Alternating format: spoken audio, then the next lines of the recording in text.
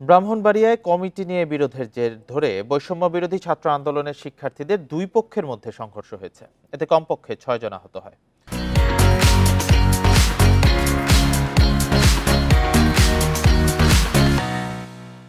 শনিবার বিকেলে শহরের মডেল গার্লস হাই স্কুলে এই ঘটনা ঘটে। পুলিশ জানায়, কমিটি নিয়ে তৌসিফ ও ফয়সালের পক্ষের মধ্যে এই সংঘর্ষ হয়। সংঘর্ষে গুরুতর আহত ফয়সালকে ঢাকায় পাঠানো হয়েছে। তার মাথার হাড় ভেঙে গেছে বলে জানিয়েছেন চিকিৎসকেরা।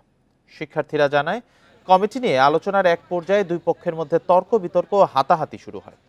ব্রাহ্মণবাড়িয়া সদর থানার ওসি মোজাফফর হোসেন জানান, পুলিশ ঘটনাস্থলে পৌঁছার আগেই শিক্ষার্থীরা এলাকা ত্যাগ করেন।